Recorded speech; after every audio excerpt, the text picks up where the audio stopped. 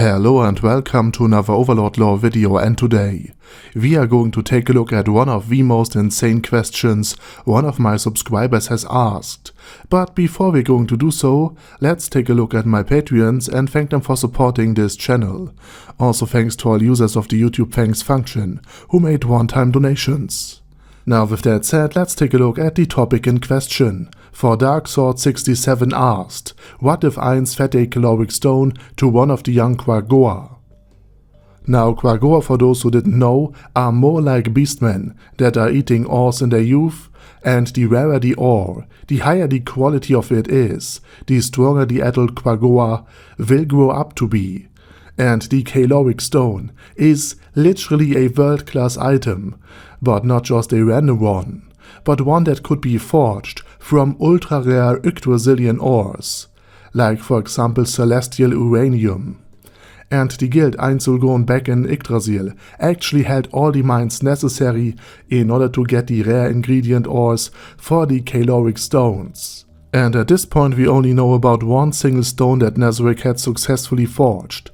And it is speculated that the caloric stone, who can act as a golem's core, is used in order to power Rubedo, the strongest entity in the entirety of Netherrick, stronger than Ainz, Ulbert, Shaltir, Gargantua, or even Touch Me. Rubedo needed the 8th floor hierarchy, multiple powerful beings speculated to be the former floor bosses of the then unconquered Great Tomb of Netherrick, in order to keep her in check, if she would ever cause trouble. And even then, Ainz Ooal Gown thought about giving them another world-class item just to be sure. Now it is also speculated that Rubedo runs on more than one core, aka more than one world-class item, or that even one additional core is needed just to boot her up. But all of this is pure speculation. Nonetheless, now that you have learned how potentially powerful the stone is, and that Ainz Ooal Gown could still have one or two left over from the time the guild was able to produce this world-class item, because in the 4th novel we learn that Netherrick eventually lost control of the hills, where the ores are mined, and actually considered to leak the information about the caloric stone in order to incite a clan war among rivals. Now let's get into the title question. What if the Quagoan young would eat this kind of world-class item? And just for additional context, this is Overlord's equivalent question to what if the Tyranids or Kroots would eat the Emperor of Mankind from Warhammer 40k. And the general answer to both of these questions is a lot.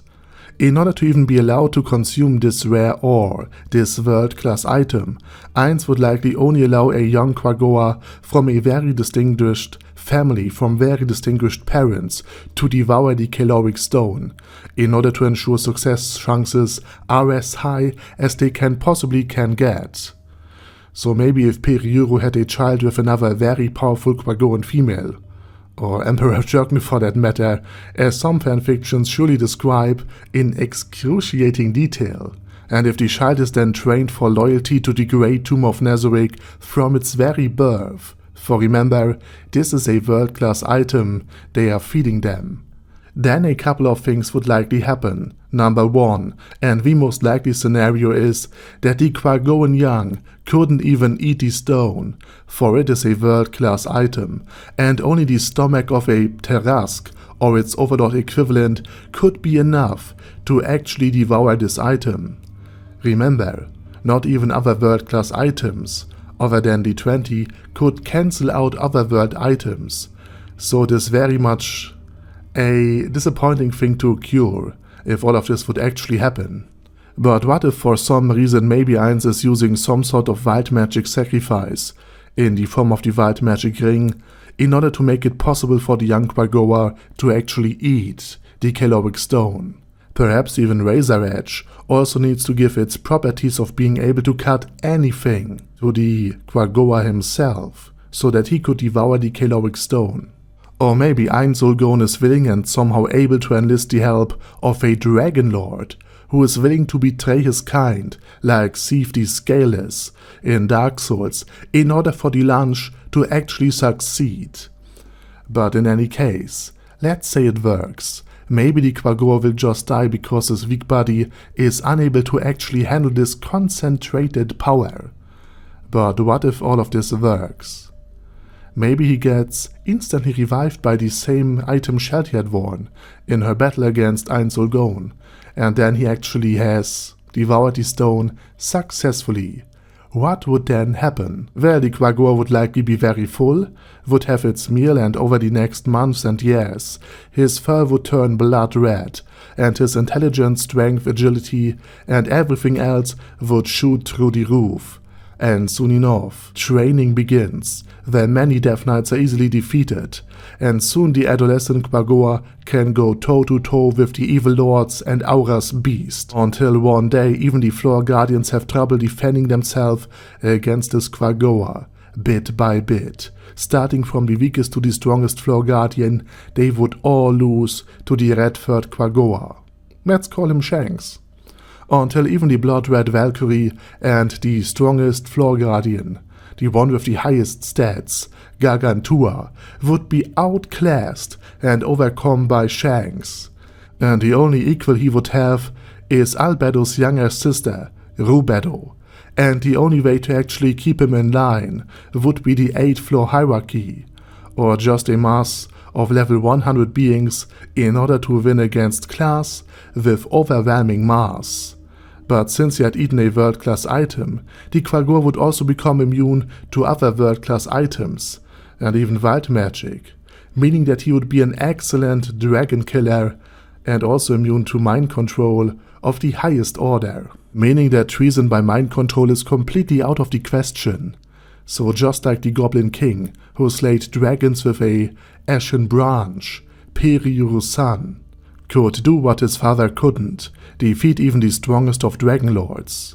Now at the end of all of this theorizing, I doubt that Nezarick would ever hand out a world-class item to an outsider, because their loyalty could never be assured, and since Nezarick already has lost Atlas, another world-class item, due to theft, the chances are near zero that they would ever hand out another one of these very valuable items, especially because the loyalty of the Quagoa could not be ensured.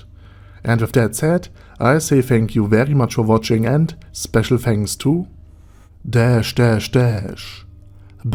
Ye, Bet Burrito 316, Beezer, Ben C, Brandon D, Chrissy, Crowley 0221, CR, Crystal Prime, Dead Slime, Death is Mercy, Deathless Dragonlord, Demon Xenomorph 1987, Devin Downen, Ding Dong, Duckwagon, Dystopia, Dystopia II, Enigmatic Unicorn, Thuralshivan, Guy with That Head, Hector Marino, Hoss, Huster, Jacob G, Jana B, Jason, J. Morris, Chromius, Kyle R, Legendarius, Lelouch Britannia with a Mustache, Lexus Fox, Lord Nishikian Rai, Lord Touch Me,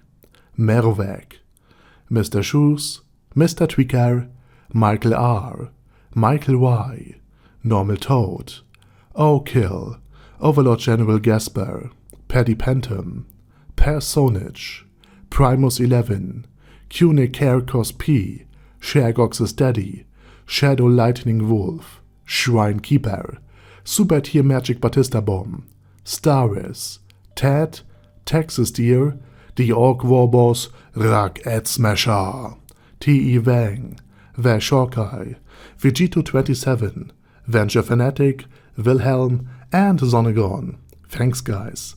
Anyway, have a nice day, and I hope to see you all again soon on my next video.